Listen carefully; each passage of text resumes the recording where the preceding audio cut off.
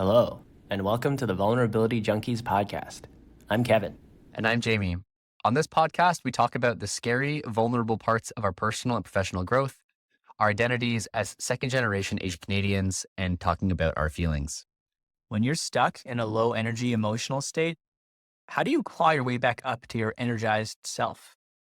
Is human connection an absolute requirement to get back to 100? Or have you found a way to do it alone? On today's episode, we search for an answer to these questions, discover that we recharge best through hits of vulnerability, and confront how much intentionality it takes to have a social life as an adult. We hope you enjoy the show.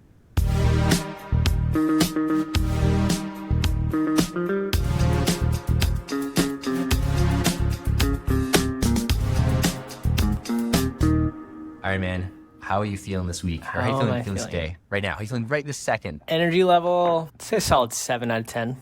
What emotion am I feeling? Let me see. I'm pretty pumped. Pumped.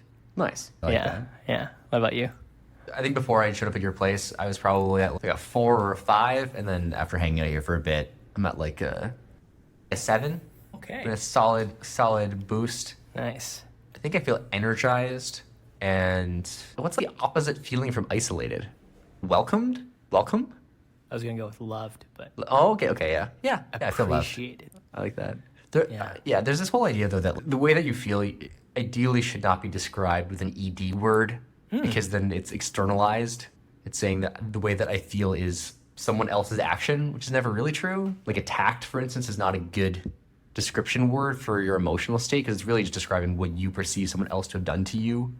Whereas like hurt is a better description word because it's independent of the other person's action. But Right. yeah, but I guess in the positive form, I'm okay with it. Like loved seems okay.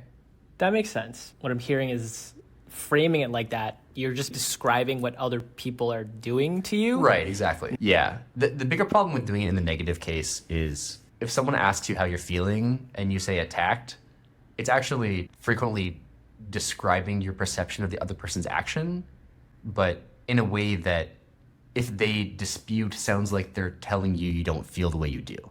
It's just like a really not helpful conversational format. You've conflated the two things. Yeah, but in this case, I'm okay saying that I feel love because I don't think you would argue with the idea that you are directing some love in my direction. Yeah, if anything, I was about to take credit. So, yeah. All right, man.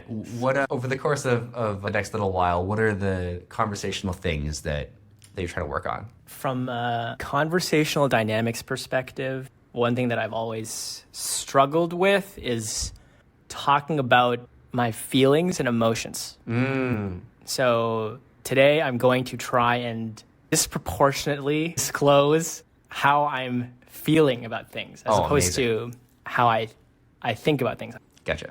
Okay. That's awesome. In some ways, that's going to mesh really well with the thing that I want to work on, which is invitation, and specifically invitation for impact. So it'll be helpful in the sense that it will fit. It might be unhelpful in the sense that you might be so proactive that I don't get to practice. So I'm going to have to find some situations to ask for it. Yeah, like I'll be, when I say something, I'm going to be asking for something like reflection of how it landed for you or like how you felt afterwards. So that's what I want to work on. That's awesome. Okay, well, to kick things off, I feel very warm. Oh, okay. Warm and appreciated. Great. I'm glad that's the energy we're kicking things off with. Oh, yeah. Yeah. That landed very well. Okay, great. 5 out of 5 impact. Okay, good. Cool. So one thing that I wanted to talk about this week was this concept of energy. I had a realization that I was running on low or on empty a lot of the times, and that I needed to take time to fill my cup. And that this analogy comes from this concept of you have to take time to fill your own cup. You can't pour from an empty cup, where pouring here is like giving it to other people, giving energy, giving good vibes, being supportive, being the person that you would want to be for other people. And the next natural question is how? How do you fill your own cup? And that catalyzed this thought process of how do I re-energize? And then how do other people re-energize, and what other strategies? So we can get to me, but I'm curious, Jamie, how do you fill your cup? Yeah, this is, thinking about how to fill my cup is pretty timely. This is a thing that I've been struggling with more in the last while than I have in the past. That said, I have noticed for me a few things that clearly work. And the biggest thing by far is friends. It's really cliche to say I get energy from my friends, but it's also just true. Even if I feel like garbage because of some things I just learned or some things I've been processing, talking about those same exact things with friends, the same things that I've been ruminating about, for some reason, just gives me energy. And this has been like pretty helpful realization, because I think that there's like a certain model that I fall into regularly where I'm like, okay, I'm done. It's time to relax. What do people do when they relax? They like sit down and watch TV, sit down and like play video games. And those things just don't work for me right now. So a thing that I'm still struggling with is, how do I fill my cup when I'm alone? How do I fill my cup when I don't have my friends available to me? So that still feels like very much a puzzle. So I'm curious both to understand what things you've found that help fill your cup, especially those that do not rely on other people, and then also how you think about making time for this and when is the right time to fill your cup. And I want to know this because this is clearly a problem I'm trying to solve in my own life. I have similar instincts around wanting there to be less dependencies for my emotional / energy state. So before I actually give thoughts, I'm curious, why do you also have a similar thought? Oh, some of it is just pragmatic. Sometimes I might be in a weird time zone and all my friends are asleep. So at that point, I need some way to pull myself out. I also just find that sometimes I'm in such a low energy state that even reaching out to friends feels like too much. And I've gotten a little better at just being honest. Like, I have messaged you a few times being like, hey, Kevin, I feel like garbage. Can I call you? And that's been really good. Yeah. I suspect this is one of the things that, in very broad strokes, women are much better at than men. Asking for help. Yeah, and just being honest about, I am struggling, please help. Whereas I definitely think that I have more natural inclination to reach out when I have something to offer, in the sense of, hey, do you want to go to this event with me? Or I'm cooking something, do you want to come eat? Whereas starting off a conversation with, I feel emotionally distraught. I do want to get better at that, but I also do think that it's important to understand what I like as an individual, so that when I understand those pieces, it's easier to share with other people. And it's just strange to me, and I know that in other parts of my life, I could just on my own sit down and play like 6 hours of video games, and at the end of it be like, that was great. Whereas now I can be like, I can sit down and play 6 hours of video games and stay focused during that, and then afterwards I'm like, what the hell did I just do? And some of it I think is a feeling of guilt of wasted time, but I think some of it is actually that I just don't care as much anymore. Okay. Whereas even if I enter in conversations with friends where it starts off with me just saying, man, I feel like trash right now, at the end of it, I still feel like I have built something that's important to me, even if it's just investing into the relationships around me. So I think that for me, having these strategies that are free of dependencies just gives me a bigger menu to choose from when I'm in this state. Yeah. I have conflicted feelings about whether it is important to fix this or whether I should just get really good at spamming my friends saying, I'm sad, please help. Yeah. Yeah, that's interesting. What came up for you when you're listening to my answer? Well, first, I think a lot of it resonated. I empathized with a lot of that, which made my heart hurt for you in certain points in time. But then also, I felt a deep sense of fulfillment and joy when you also said that you did have moments where you felt comfortable reaching out to me and other people, though. Yeah. Which is interesting, because I also relate to when you were talking about, it's weird to just seem like you're taking, like, I have nothing to offer. I am just in need. Please give me these things, this emotional support that I need. I definitely resonate with that. Also, the next layer of it feels weird to just take my emotional state, unprocessed, raw, and just dump it on somebody else. Yeah. Also feels bad and inconsiderate and weirdly vulnerable in maybe a more intense state, because you have done zero processing. At the same time, it's weird because I've been on both sides of the fence. I also really struggle with asking for help, especially in the exact same situation as you. But on the receiving end, it's weirdly a no-brainer. Yeah. It's, of course, if you have something that you're working through and you just need some help as a friend, like 100%, right? Like, I'm there for you. And at the same time, there's also an appreciation as the receiver of this, of I'm being trusted with this vulnerability. And so all in all, it's actually a very pleasant, I would say that's not the right word, but like it's warm. I deeply appreciate when those things happen. And I immediately want to be like supportive. And I want to make you feel that you are supported immediately. So with that, it's interesting to consider. Is that something you want to not have more of? You know? And it's weird because I've also thought about this, and for better or for worse, I've basically come to no new conclusions. So when you say you haven't found an alternative, you mean you haven't found an alternative to people as the main mechanism of filling your cup?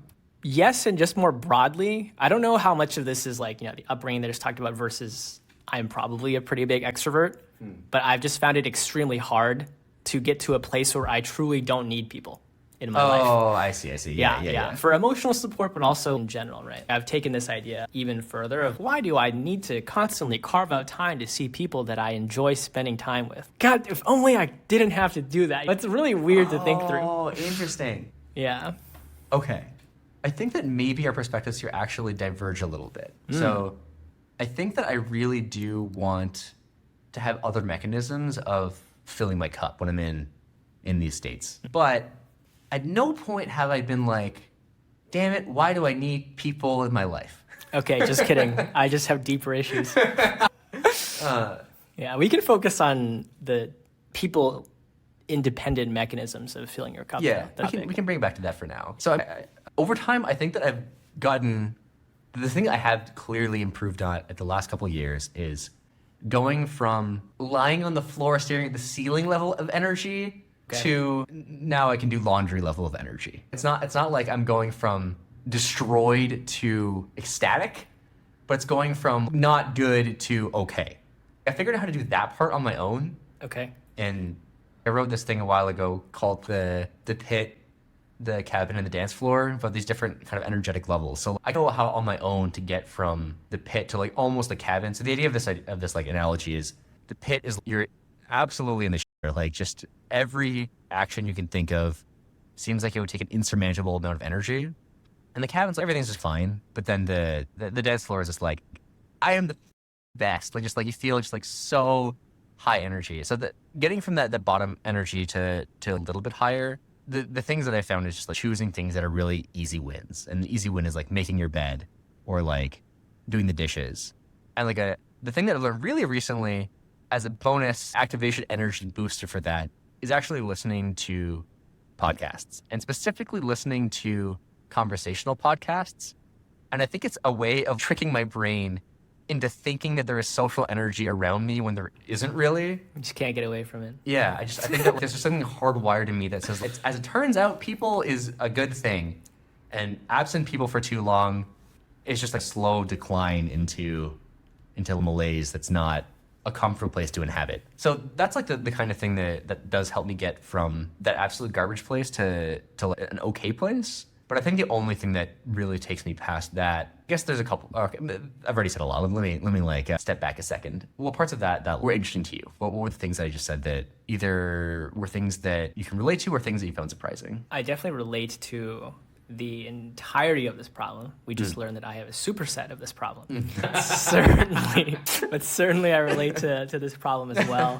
There's maybe two ways to think about this, or why you would want more things. One is this concept of being anti-fragile. If everyone's asleep and I'm in the pit, what do I do? Yeah. And there's the other problem of efficiency of, okay, trying to min-max, like how fast you can get back on the grind, which maybe is less healthy of a mindset. I think for me, I also have a class of activity that helps me get back to neutral. These activities for me are like watching Netflix for 3 hours. Or other of those mindless activities that you were talking about. Doing those things after a long day of work helps me decompress. And that can get me from a state of being emotionally tired back to a state of emotionally not terrible. But I haven't found anything that gets me into the positives. Yeah, it's interesting that it seems like we have the same distinction where some of that mindless stuff can get you to neutral. Although I think that for us, the set of things that take us from this awful to neutral range are actually different. So the thing that's frustrating to me is I haven't found anything that is actually totally mindless that does this for me, in that Netflix actually feels neutral or sometimes even negative. Even if I'm in a terrible... I have spent more time than I would like to admit over the last couple of weeks sitting in front of the Netflix selection screen trying to find What the should I thing watch? that I think will have this effect on me. And the reality is, the only thing I think in the last 6 months that I have found that legitimately increased my energy level was Arcane. Like, I don't know what it is about that specific thing, but something about Arcane actually brought me up. Everything else, it feels like a way of shutting my brain off without recharging it. Like, if imagine that you're really tired and then you go to sleep and you wake up and you're still just as tired, but now you're awake.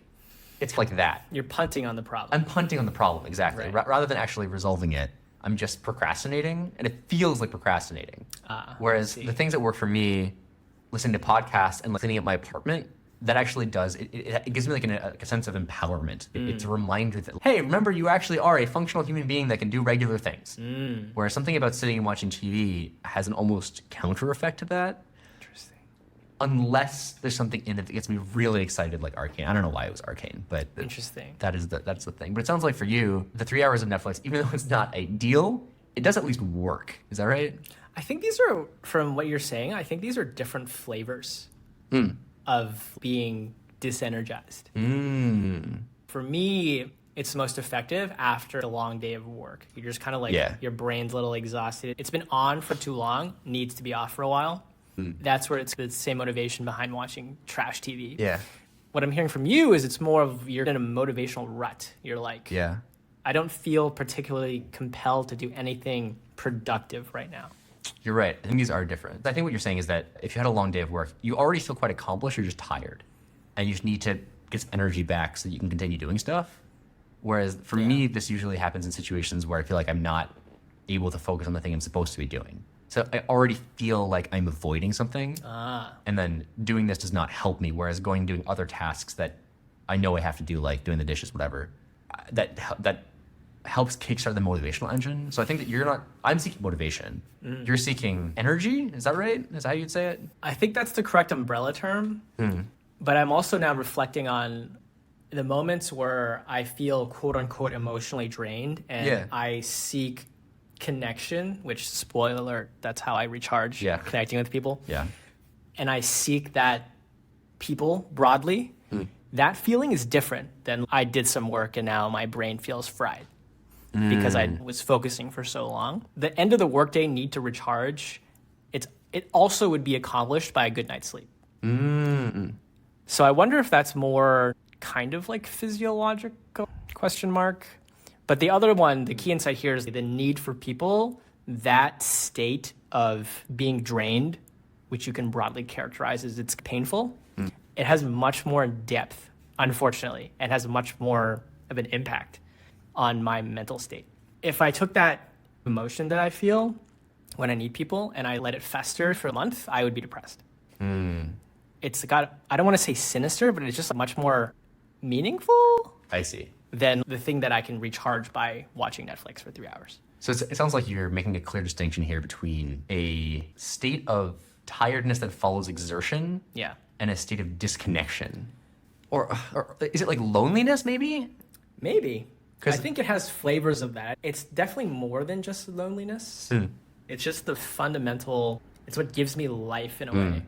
Like, tied to this is my motivation levels and my levels of enthusiasm. And when I talk about energy, that's what I'm getting at. Which feels like it's more related to what you were describing earlier. I think that the like being stuck in bed. I think you're right.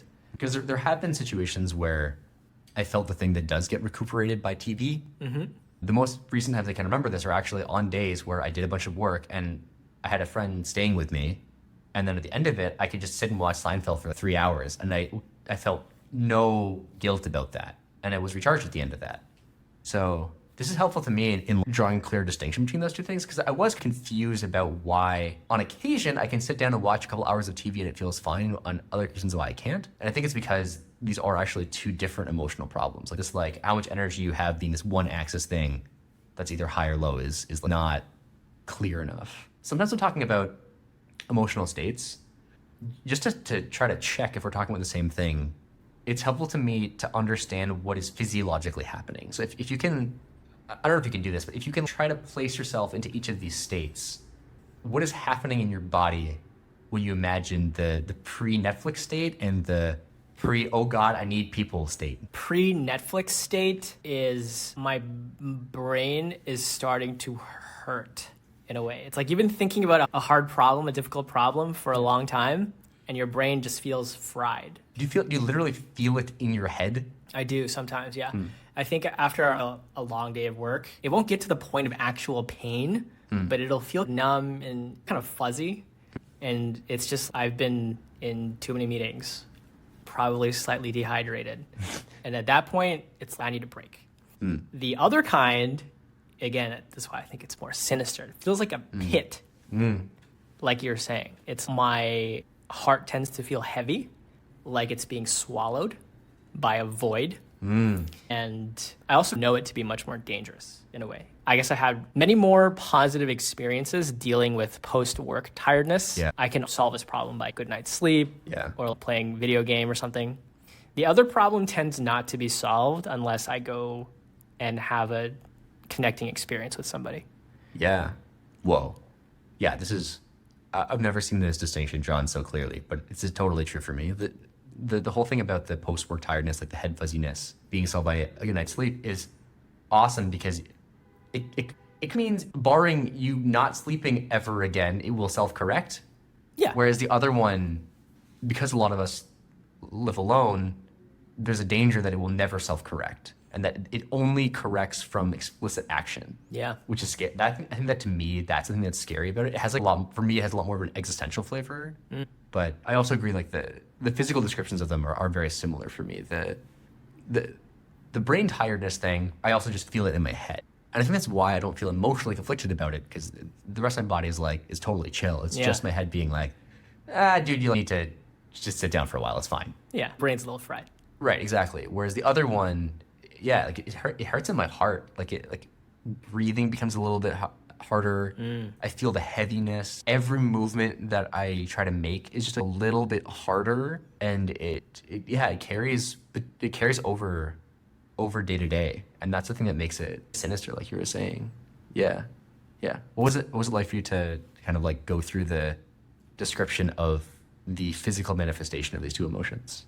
Cathartic, in a way. I think the reason why I was able to draw a connection between this feeling and how I know it ends up unaddressed in like a very depressive state is because I went through it. And I've experienced this situation of not being willing to get out of bed or not having the will in a way to get out of bed. And the flavor of the feeling, I'll probably never forget what it felt like to be in that state, which happened to me during first year of university. Did not have a good transition from high school into university.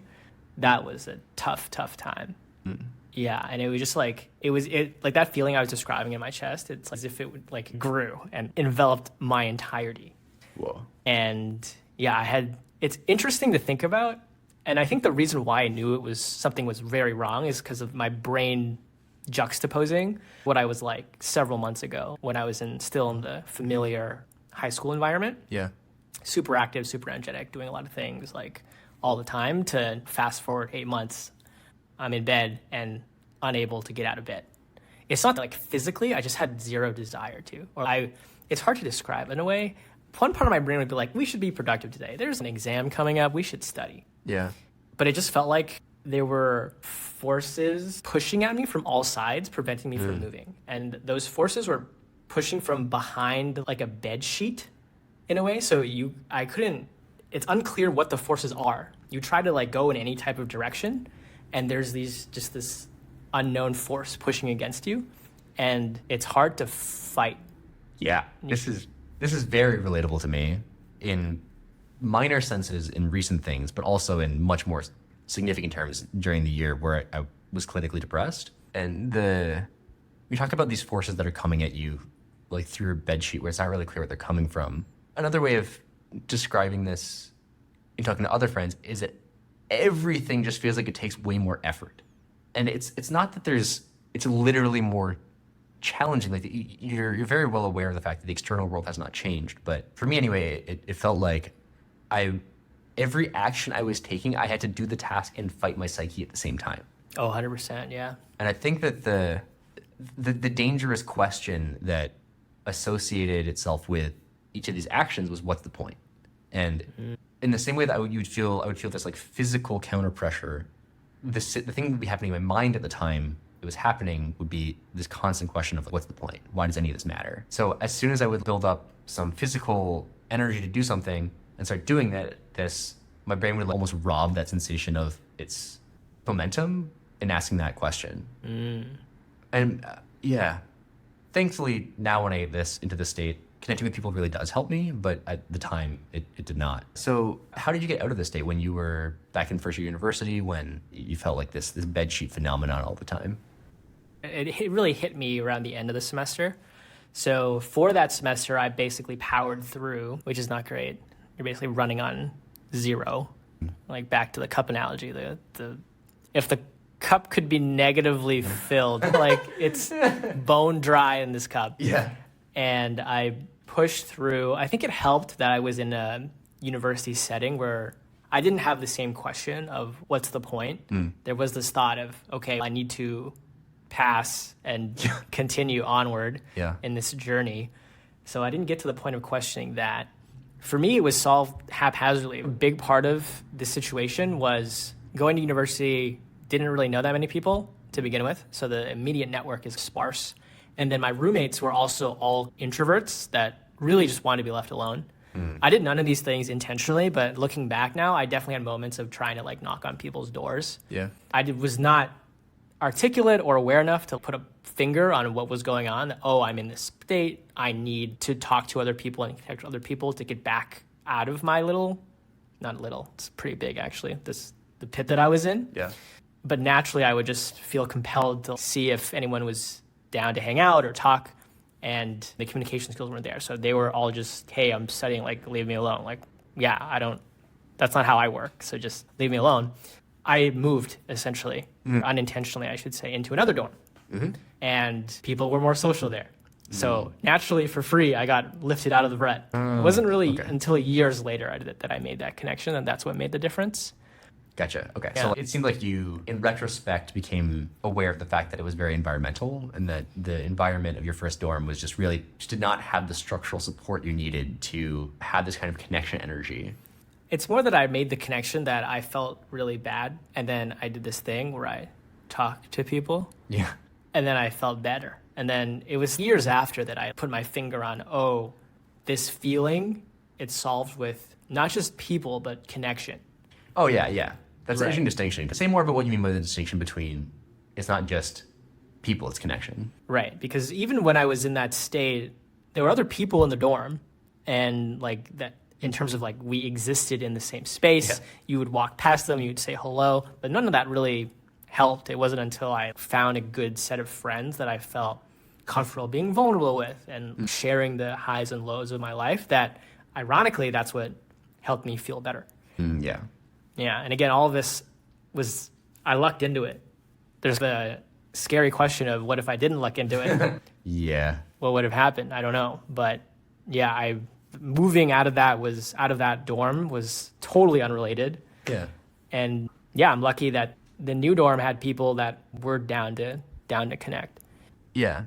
Do you remember like the emotional arc you went through when you moved into the new dorm? What you started to feel a lot more of that you weren't feeling before?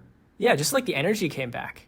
I think it's like being ridiculously dehydrated and then finally finding water. You were emotionally dehydrated. Yeah, what's a more intense version of dehydrated? Yeah, it's basically a shriveled up version of myself and then needed rehydrating. And then it's like, boom, I found water again. I'm emotionally emaciated. Yeah, I just remember I overcompensated. The immediate reaction was I never want to go back into that state ever again. Yeah. And so I naturally leaned into my extrovert tendencies, and I would just hang out with people all the time. Yeah. Which is not bad in a way. Like on surface level, it's, this guy's just super social and really likes it. But underneath, it was mostly driven by, I know what being deep in depression, the pit feels like. And the way that I got out was hanging out and making new friends. Therefore, I'm going to really lean into that now. It's a scarcity mindset. You're like overcompensating in a way. So, I mean, given that you lean so far into that, recognizing this thing about yourself, when did this desire to have this like anti-fragile perspective towards wanting to be able to be fine on your own start emerging? So I think following this, there was a period of, okay, you can't literally always be chilling with people because you have things to do. So there was a gradual process by which I lowered the time investment into the people in order to literally study and prepare for interviews and things like that. It was a kind of scary step back because every step I took back, I'd be like, whoa, am I going to go all the way back into the pit? So there was a gradual process there. But eventually, after finding kind of an equilibrium, again, I think at that point is when I felt more secure in asking the question of, if the only thing that's preventing you from going back into the pit is people, I don't actually control people. Like kind of you were saying, like, oh, what if they're all asleep? Like they're not at my beck and call and they shouldn't be at my beck and call. Yeah. And so my brain then was, I guess, thinking, oh, how can we further protect ourselves from this state by removing this quote unquote dependency that is outside of our control? I think that's where the thought process started coming from. I see. So it sounds like some of it was a natural process by which you had things you needed to do. So you started pulling away a little bit and you noticed that when you started doing that, you were scared that you were going to get back in that place. And maybe you started thinking, how do I make sure that I don't get back into that place, even if I remove this energy of people, which in some ways I do not control? Yeah, exactly. It's like recognizing that the thing that's keeping me between the gates of hell or like the state of really not goodness are these people that, especially in university, like people graduate, especially going to the school that we did, people graduate, they go to other places for internships and stuff. Every semester, it's highly possible that your friend group turns over, essentially. Yeah. In that state, I was like, okay, it's great having these people. I've met all of them, but also they're all graduating. Yeah. So then what am I going to do? Yeah. And you can think, okay, we'll make more friends. But then it's like, does that mean I have to keep doing that every 4 months? That's exhausting, maybe not sustainable. And so it was just this practical evolution of, okay, then what else do I do? Yeah. We kind of like started this by talking about the state you ended up in last November. Yeah. So tell me more about what that state was and how you got out of that. So I think this heart going into a pit, getting sucked into the void is, again, like a lesser version of like full-on depression. So I guess it's useful in a way now. I can feel it coming in a way. And my state in October, November definitely had flavors of this, where the underlying emotion was there. And then also I was observing from a symptomatic perspective that I was just like lower energy, less motivated to do things more broadly. And then what really I made a video about this actually on YouTube. What really tipped the scales was when one of my friends was talking, he was also a YouTuber, he was talking about how for him it's super important that he spends time filling his cup and that he is happy and energized. Yeah. Otherwise, his whole creative process suffers. And so he was like, yeah, I really prioritize this because if I'm unhappy or unmotivated, the quality of my ideas, of my production, everything goes down, and that actually negatively impacts his channel and in a way his livelihood. And I thought, that seems like an interesting idea. Yeah. So that's when kind of everything clicked into place, and it was like, oh, okay, it's worth prioritizing this thing, and therefore we're thinking about how and what are the best ways to fill your cup. Yeah. Once you recognize the importance of filling your cup, even if you are trying to narrow-mindedly focus on improving your creative craft as fast as possible, once you recognize this point from talking to your friend, what do you start to do to try to fill your cup? I had a reflective process where I tried to think about all the times I felt the most energized. And there was just a common theme. It was always I was with people. Humans. And more specifically, friends, good friends that I felt comfortable being myself, being vulnerable with. Yeah, I played through a couple of scenarios in my head and I was like, yeah, no, I've been in situations where it's me and 30 strangers and I definitely don't feel energized by that. One time I went on this trip. One time I stayed up late and we got McDonald's together. One time, things like that, like doing stupid things. Or one time I went to a friend's house and it was like 3 of us talking like on the couch kind of thing. And At that point, I just drew the parallel there that probably this is it. And since then, I haven't found anything that replicates that magnitude of recharge. There are things that get me up to neutral. Yeah. But nothing pushes me into the positives. Yeah. When you did this reflection exercise and linked through all these elements, found this common thread of it being people, was any part of you like, God damn it, why is there nothing on this list that isn't people? Like, was it frustrating, or were you just, oh, turns out I like people, and then you kind of moved on? It was frustrating in a kind of comical and welcome way. Okay. As someone who fundamentally likes people, I'm not actually mad at the situation. Yeah. Part of me from an efficiency perspective is like, man, to take this idea to the extreme, if there was a pill that I could pop, immediately got me back up to 80, 90, 100% in the positives, I think I would be very happy about that. Okay. I would still probably see people because I like people, but it would be great to not have to, if that makes sense. So that was the frustrating bit, but all in all, yeah, I can't be mad at it. People are part of life. Recognizing that humans are social animals, it just makes sense. So yeah. Oh yeah, I need to remember all these things. Like these are all, I've gone through similar processes. There's two kind of similar processes I went through that end up with honestly pretty similar results. The first one was I use a habit tracker that's just a piece of paper that I keep in my fridge, where for all the different things that I'm trying to do every day, if I do it, I just fill in the box. And during parts of COVID, I started also tracking my mood. And then when I connected these two things and saw, okay, on the days when I'm happy, which boxes are always filled in? On the days when I'm sad, which boxes are always empty? And like almost the only thing that mattered is like, how long has it been since I talked to a friend one-on-one? That was almost the clearest thing. Like, it had been a really long time since it had one-on-one conversations. Empirical evidence. Yeah, it's in almost your like face. just tank empty every time if I haven't talked to a friend in a long time, almost independent of everything else going on in my life. So that was one. And the other thing is going through this book called Designing Your Life, or Design Your Life. I always forget the exact conjugation here, but it's just like a process by which you can think about how to plan experiments you can run in your life to try different life paths, whether this be career or just other kinds of activities you want to incorporate in your life. One of the exercises it includes is this idea of a good time journal. And the idea, the thing that it suggests is for 3 weeks, write down all of the major things you did. So not like, brush your teeth, but like had lunch with a friend or read a book or these kind of half an hour plus kind of activities.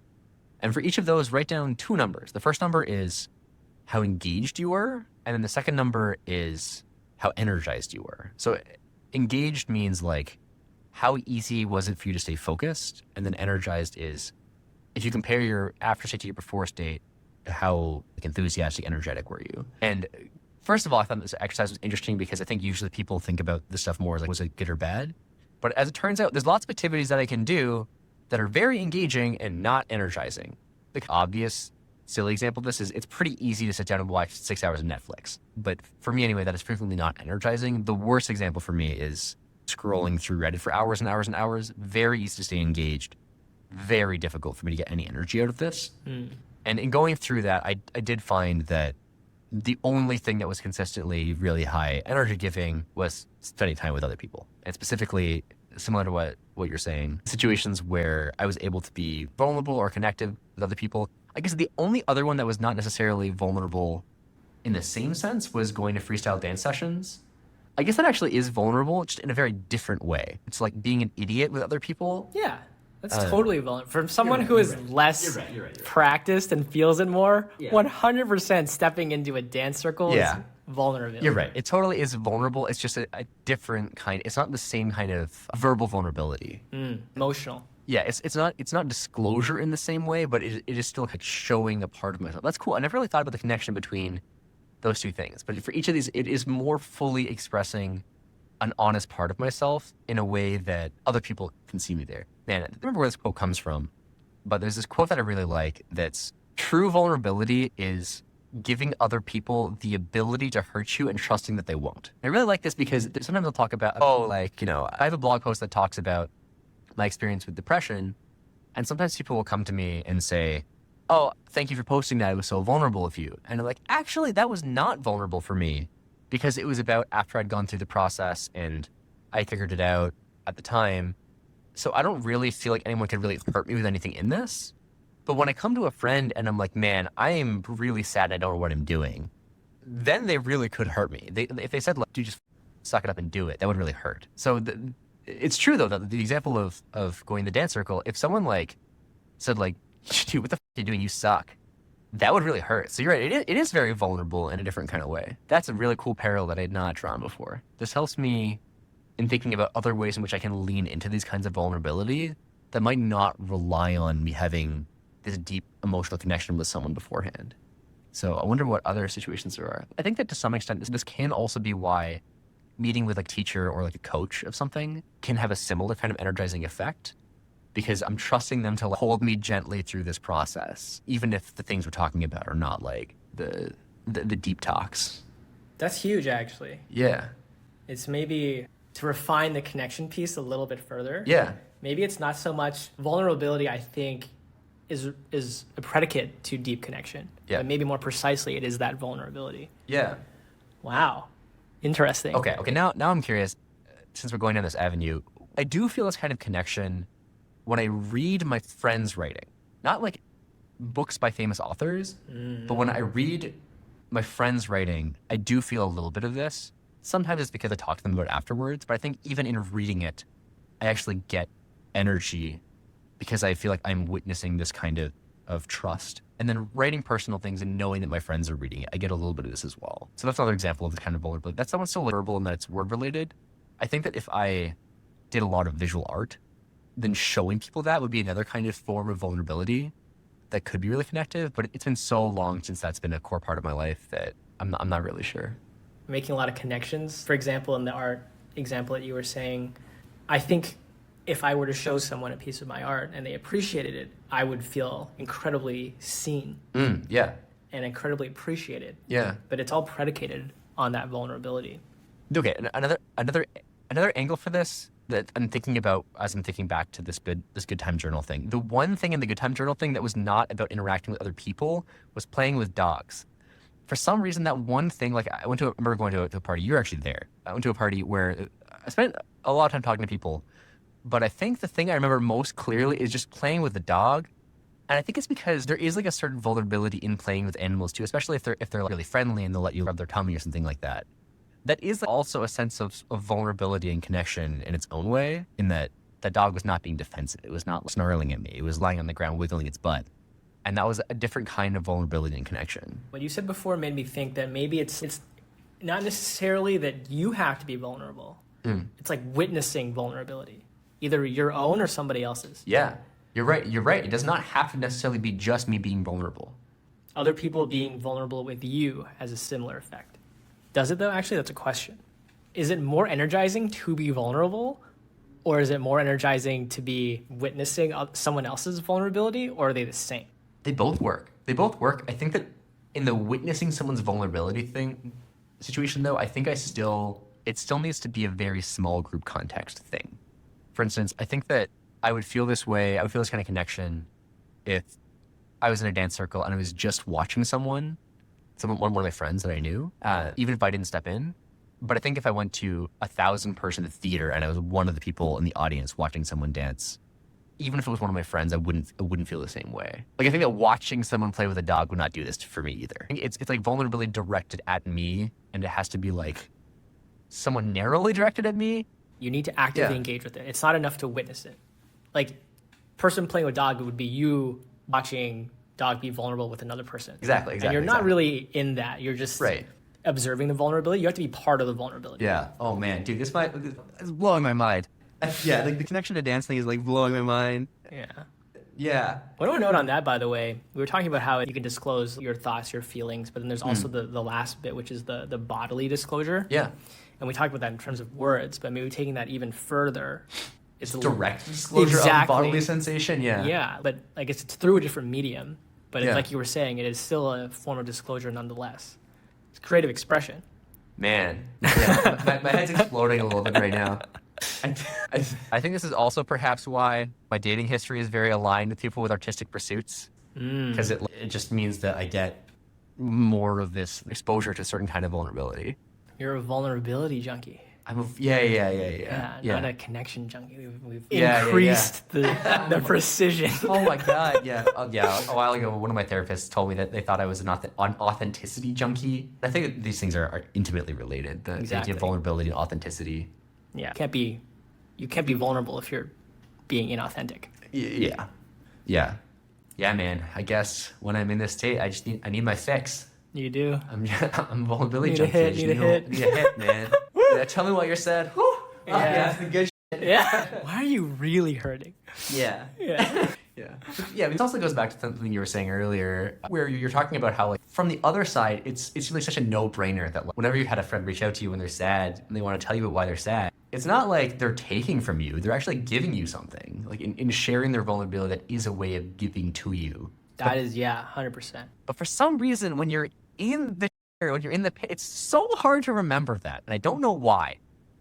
Even though when I'm in a good state, I can tell you this, I can tell all my friends, I can light up on a pedestal and be like, everyone, if you're feeling terrible, talk to your friends. But when I'm in that state, I'm like, no one wants to hear my problems. Like, I should deal with this myself. I don't know why there's such a huge divide. I think it's necessary. Necessary how? Vulnerability implies that there's a risk. And when there's a risk, naturally, your body goes into defense mode because it wants to protect you from the risk. Yeah. And I think the insight here is that that's why it's a predicated thing. You have to have the risk, and the beauty is when you're willing to overcome that risk. Oh, man. That's what generates the vulnerability. Oh man, it's necessary. Yeah, exactly. That's awful. I just want... No. Why is the pill gotta be hard to swallow? Why can't it be like a little sugar-coated, like M&M style pill? It's an elastic band, if you think about it. It's kind of like you have to have that, I don't know, potential energy that's created by the risk in order to propel you into a higher energy level in the end. Oh man. It's gotta be there. Yeah, I think it's one of those things where it doesn't get easier in each individual instance. Yeah. But I think the more that you realize, one thing that's interesting is, not to lean into this drug analogy too much, but do you think there's a tolerance? You know what I mean? If this is correct, then the amount of energy you get back is proportionate to the risk. Oh my God. So That's not tolerance, that's just dosage. I guess, yeah. But I'm thinking about, is there a world where you get better at this, right? If you get better at taking risks, i.e. you feel the risk less, does that then also mean that you get less of a recharge? You mean like the reward might feel proportionate to how much risk you felt. And if it's close, you know what? I think it's true, because there's a lot of things in my life where if things are not going well, I'm pretty happy to talk about with my friends, and those don't feel risky anymore. Mm-hmm. But there's other things where I'm like, there's other kind of questions that people can ask me where answering is terrifying to me. So like, I think there's some kind of questions that people might ask that I'm more open to disclosing than most people. Like, like, what is your relationship to cultural heritage? I'm probably more comfortable answering that. Most people are like, what are some of your insecurities? I'm pretty happy to answer that. And for a while, I thought that there's basically no question that anyone can ask me where I would feel really risky. But then I saw this question, what's something that you haven't forgiven yourself for yet? And I'm like, okay, there are levels to this, and I was not prepared for that level. So that one would feel really risky, but I think that in answering that to someone that did not know my answer to that, if it was well received, it would feel really cathartic. So I think that you're right that you do build up tolerance for certain kinds of disclosure. Mm-hmm. It's like just a certain level of comfort in being open. And if that no longer feels risky, then it doesn't feel as vulnerable, and therefore doesn't feel as connecting. Man, that's dangerous. It is, but the flip side of it is that it just meshes with the rhythm of life in a way, because the way that this is quote unquote solved is that you just progress in life as a human. Yeah. You talk about things as you resolve them, you get more comfortable with them, they get less risky. Yeah. And that kind of then, for better or for worse, welcomes the next wave of equally risky things, but hopefully they're a higher class of problem that you're solving now. Yeah. And that kind of just is the progression of life of you as a human. Yeah. I guess it's not that dangerous in the sense that there's like an analogy here for exercise. Like, yeah, you can lift that weight now, so it's easy. Go lift heavier weight. It's great. Your reward for being able to lift weights is you lift some more weights. Yeah. You lift heavier weights. In one perspective, it's frustrating because now you have to work harder to get an incremental gain. On the other side, your resting energy, like the amount you can do at low effort, is now better, which just means you're more capable, which just seems amazing. Yeah, I think this is like literally we're just realizing all the themes. It's like life is just growth in a way. Yeah. And the way that you keep being energized and motivated to go forward in life is to progress. Yeah. Oh, and man. share that progression. Yeah. Okay, so on this note of like, this is part of your life, you got to build it in. Structurally, how do you build in the time to refill your cup? Like, how do you decide how much you need or when you need it, and like what kinds? How do you make this an actual part of the structure of your life rather than it be Just like an emergency response. Right, yeah. You want to be intentional. You want to be able to make sure you're not running a deficit, essentially. My early attempts at this are to block off regular slots in my calendar, literally prioritizing it and giving it regular time. I literally just have a slot in my calendar. There's no specifics. It just like go do something fun with someone you like Yeah. as a human. Yeah. And I have 3 of those blocks on my calendar. For the most part, it works. My natural tendency is to go above and beyond that, for better or for worse. Yeah. I'll naturally reach out to people. And inevitably, I find myself signing up for more social things than I had intentionally planned for. I was supposed to be doing other work. But at least historically, I've been more okay with punting on that for now. Yeah. Especially as I figure out what the right balance is. A friend from a previous conversation introduced this term to me, revealed preference. I'm basically trying to understand what my revealed preference is by just living through some more life to see how I respond, what level is okay, what do I naturally want to do. So, long way of saying I'm figuring it out. Oh, man. A weird part of the transition into independent adulthood is basically debugging yourself. Where like, so like a less nerdy programmer way of saying this is building up self-knowledge. And like a specific flavor of the self-knowledge is understanding what you like. And it's sometimes almost insultingly difficult to know what you like or to know what you need. Oh, totally. So I think what you're talking about in finding the revealed preference is if I ask you like, hey, Kevin, how many days a week do you need to see people in order to be happy in a steady state? Your answer might initially be, I don't know. My answer right now, I think, is still I don't know. And it feels upsetting that I don't know that when that seems like a pretty basic thing. And the reason I think this largely has to do with this transition into adulthood is a lot of these decisions are made for you growing up.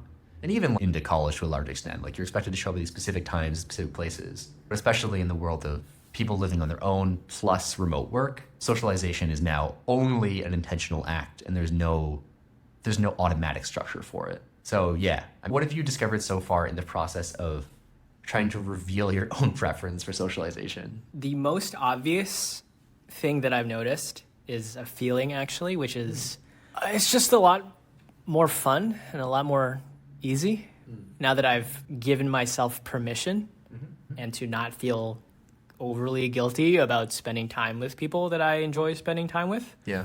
Again, sounds very dumb in hindsight, but sometimes it's helpful to say the things out loud and then you hear yourself and you're like, that seems wrong. Yeah. Or I thought this was a terrible thing to say. Now that I've said it, it actually sounds incredibly reasonable. Yeah, exactly. Yeah. It's like, how dare you enjoy spending time with Yeah. your friends? Who do you think you are? Yeah. Freeloader? Freeloader? Yeah. Having friends? I know, God forbid. Yeah. So I think that's been mostly it. I think everything else I'm still feeling through. Like this thing I had always defined it as I need time to connect. And right now we've been able to push that a little further. And it's like you need time to be vulnerable and have others be vulnerable with you. Yeah. Huge.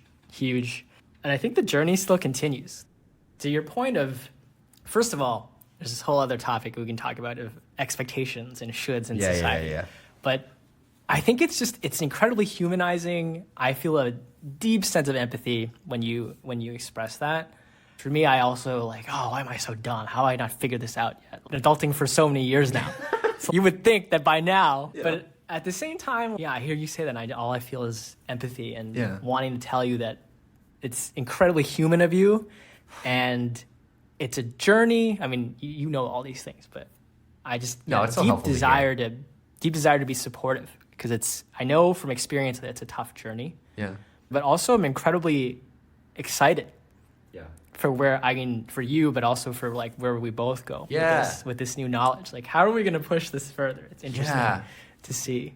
Yeah. I mean, it's going to be an interesting journey trying to figure out our revealed preferences for this, but also for a lot of other things. What are some of the things that you have put into your fill my cup slot recently?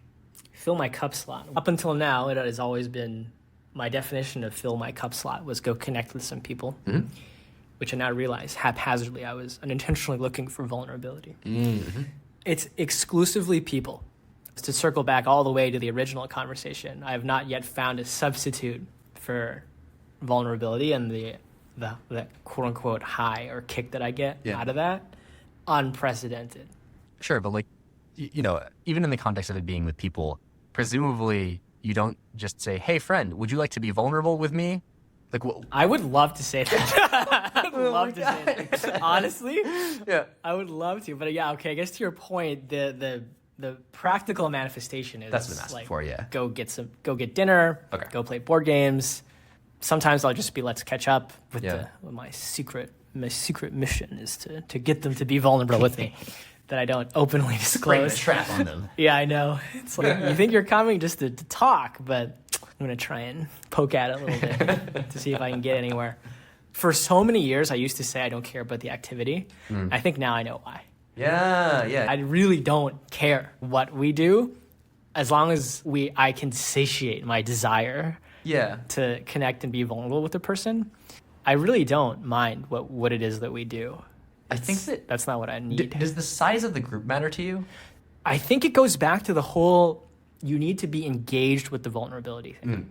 Once this group grows beyond a certain size, it's potentially easy to see yourself as watching someone else's interaction. Maybe. Or it could be that part of feeling engaged with the vulnerability is that the person is being vulnerable with you. And there's this specialness. This person is trusting me. It's not like special.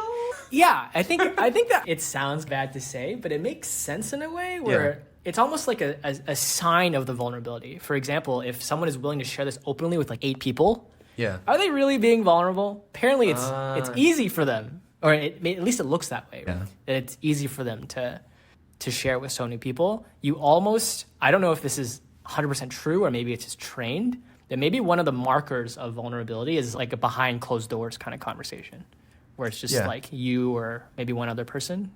By the way, when you say large group, my number is like 3 to 4 max. Yeah. I think if it's someone that I don't already know really well, then I think it basically needs to be just one-on-one. If it's a group where everyone already knows each other pretty well, then 3 or maybe 4 can work. But anything past that, I think it breaks down pretty quickly. I wonder how much of this is just like part of the fabric of socializing. I'd be curious to see if there are counterexamples to this, where someone can share something that they actually feel super risky, super vulnerable about to a large group. And I'm curious what the impact would be on anyone else in that, like how they would feel. Is it possible to still get that vulnerability high in a larger group setting of, call it 5+ people? As the listener, you mean, or as the speaker? Both. I think as the speaker, I'm confident the answer is yes. As the listener, I'm less sure.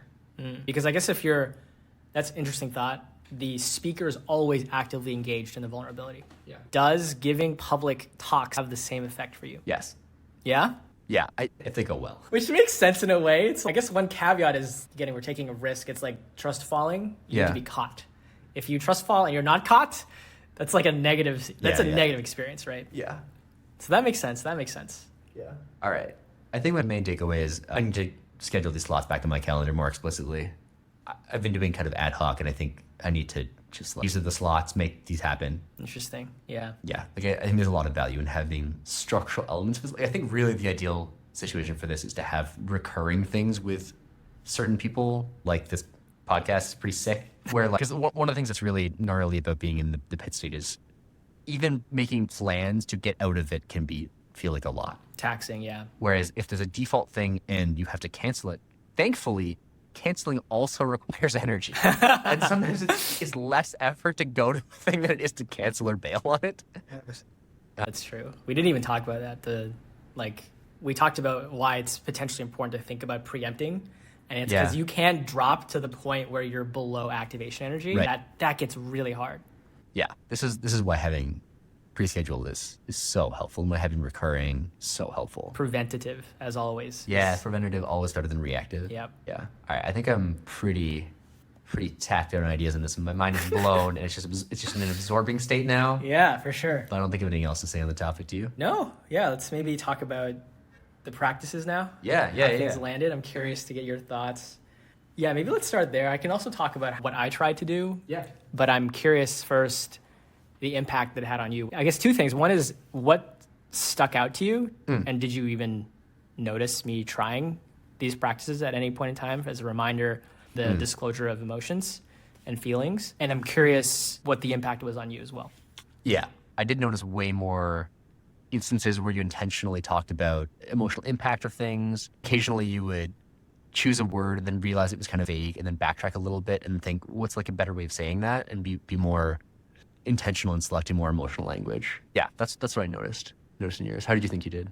One more question first, Sure. which is, were there any instances where you thought I could have articulated it better or approached it in a different way? I'm curious if you have any moments that stick out. I think that there was probably opportunity in describing your journey out of your first year university experience in the positive arc, like what the emotions were that came up for you.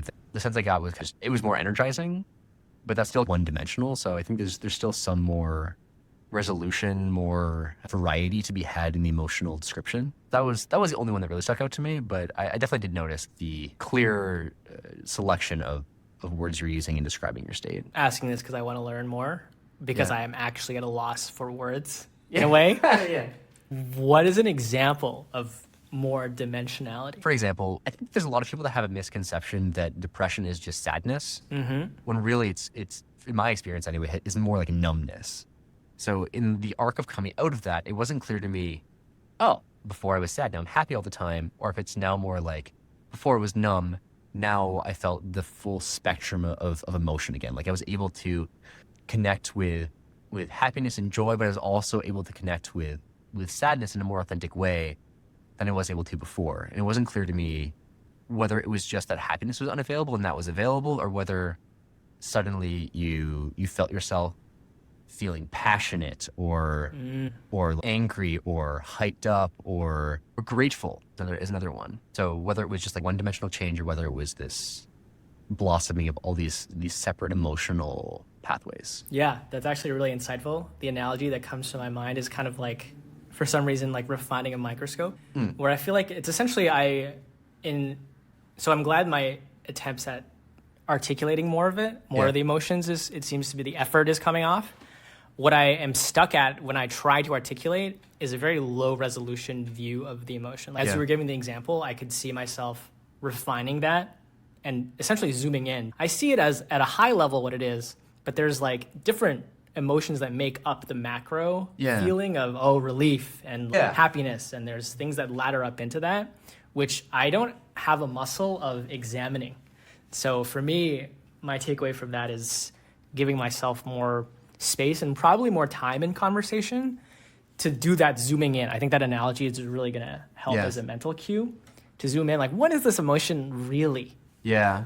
Beyond just the high resolution of, it feels, happy.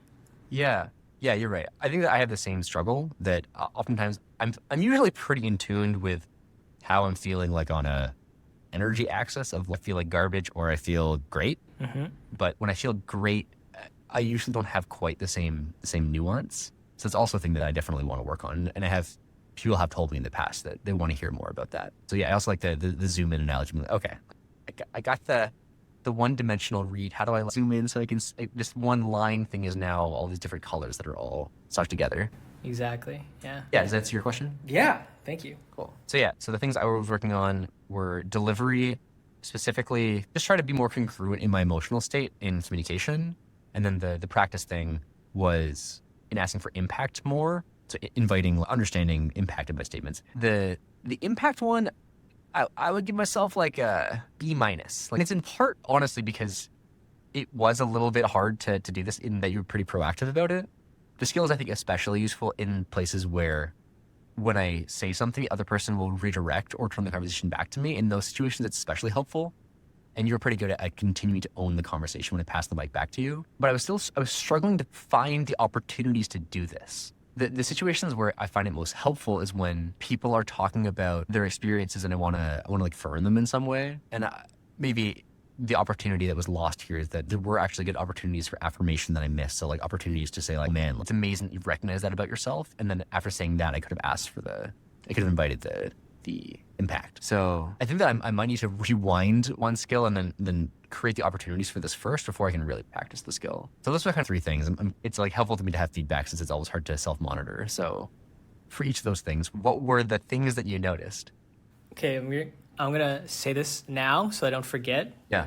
One thing that really stuck out to me was when you were describing your mental process, what I heard you trying to do was create space for you to do the invitation of impact. And one way that you've identified that makes it easy to do is finding room for an affirmation and then comboing it after an affirmation. Yeah. My thought is maybe those two things don't need to be tightly coupled, in that explicitly finding space for it, even rewinding the conversation to do it, is also at your disposal.